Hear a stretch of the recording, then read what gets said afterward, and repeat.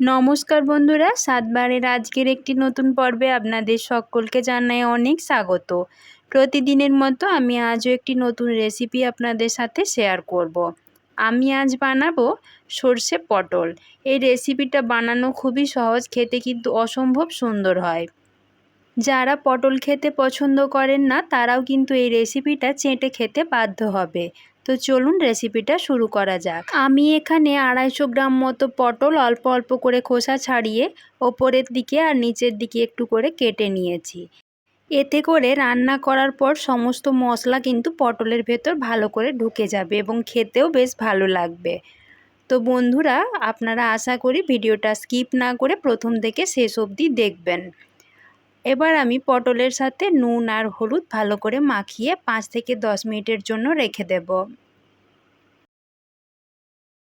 অন্যদিকে আমি একটি মশলা তৈরি করে নেব। তার জন্য আমি একটা বাটিতে 1/2 চামচ মতো সাদা সর্ষে নিয়েছি আর নিচ্ছি অর্ধেক চামচ মতো কালো সর্ষে।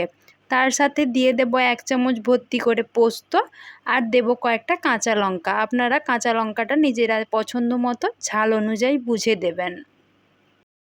এখন আমি সব কিছু একসাথে বেটে নেব। অন্যদিকে একটি কড়াই বসিয়ে নিয়েছি, তাতে বেশ কিছুটা পরিমাণ তেল ভালো করে গরম করে নিয়েছি। এবার পটলগুলো ভেজে নেব। যারা আমার চ্যানেলে নতুন বন্ধু তারা প্লিজ চ্যানেলটিকে সাবস্ক্রাইব করে দিয়ে আমার পাশে থাকবেন, এবং যারা অলরেডি আমার চ্যানেলটিকে সাবস্ক্রাইব করে দিয়েছেন তাদেরকে জানাচ্ছি অসংখ্য ধন্যবাদ। পটলগুলো আমার ভালো করে ভাজা হয়ে গেছে। এবার আমি একটা একটা করে পটল কড়া থেকে তুলে নিচ্ছি। এর থেকে বেশি লাল করে ভাজবার কিন্তু প্রয়োজন নেই। এখন আমি ওই একই তেলে ফোড়নের জন্য দিয়ে দিচ্ছি অল্প পরিমাণ গোটা জিরে। ফোড়নটা ভালো করে ভাজা হয়ে গেলে আমি একটা ছোট সাইজের পেঁয়াজ মিহি করে কুচিয়ে রেখেছিলাম, সেই পেঁয়াজ কুচিটা দিয়ে ভালো করে ভেজে নেব। তার সাথে দিয়ে দিচ্ছি একটা টমেটো কুচি। এই রান্নাটাতে কিন্তু আমি কোনো আদা রসুনের ব্যবহার করব না। টমেটো আর পেঁয়াজটা যাতে ভালোভাবে রান্না হয়ে যায় সেজন্য আমি দিয়ে দিচ্ছি অল্প পরিমাণ লবণ। দেখুন টমেটো আর পেঁয়াজটা ভালোভাবে রান্না হয়ে গেছে। এবার আমি এক এক করে গুঁড়ো মশলা দিয়ে দেব। প্রথমে দিয়ে দিচ্ছি পরিমাণ মতো হলুদের গুঁড়ো, তারপর দিচ্ছি জিরের গুঁড়ো, তারপর দিচ্ছি কাশ্মীরি লাল লঙ্কার গুঁড়ো, তারপর তার সাথে দিয়ে দেব অল্প পরিমাণ জল যাতে মশলাটা পুড়ে না যায়।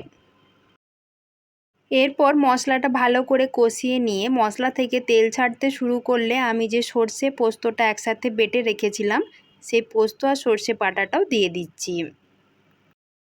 দিয়ে আবারও সব কিছু ভালো করে মিশিয়ে নেব। এখন আমি ওই বাটিটা ধুয়ে অল্প পরিমাণ জল দিয়ে দিচ্ছি যাতে সব কিছু ভালো করে কষানো হয়। সমস্ত কিছু কিন্তু ভালো করে কষিয়ে নিতে হবে, তা না হলে কাঁচা গন্ধ থাকলে রান্নাটা কিন্তু একদমই খেতে ভালো লাগবে না। এবারে আমি দিয়ে দিচ্ছি অল্প পরিমাণ লবণ। আমি প্রথমে একটু লবণ দিয়েছিলাম, এখন আবার স্বাদ মতো লবণ দিয়ে দিলাম আর দিচ্ছি কয়েকটা কাঁচা লঙ্কা। 3-4 মিনিট পর মশলাটা ভালো করে কষানো হয়ে গেছে, মশলা থেকে তেল ছাড়তে শুরু করেছে। এখন দিয়ে দিচ্ছি অল্প পরিমাণ একটু জল। জলটা কিন্তু খুব বেশি দেওয়ার দরকার নেই, এই তরকারিটা একটু মাখা মাখা হলেই ভালো হয়, খুব বেশি ঝোল থাকলে ভালো লাগবে না। এখন গ্রেভিটা ফুটতে শুরু করলে আমি আগের থেকে ভেজে রাখা পটলগুলো গ্রেভির সাথে দিয়ে ভালো করে মিশিয়ে দিচ্ছি। এখন ঢাকা দিয়ে মিডিয়াম ফ্লেমে 5 মিনিটের জন্য রান্না করে নেব।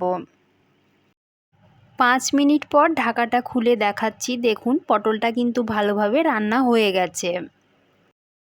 এখন আমি আবারও সব কিছু আরেকবার খুন্তির সাহায্যে ভালো করে নাড়িয়ে দিচ্ছি যাতে পটলের ভেতরে ভালো করে মশলাটা চলে যায়।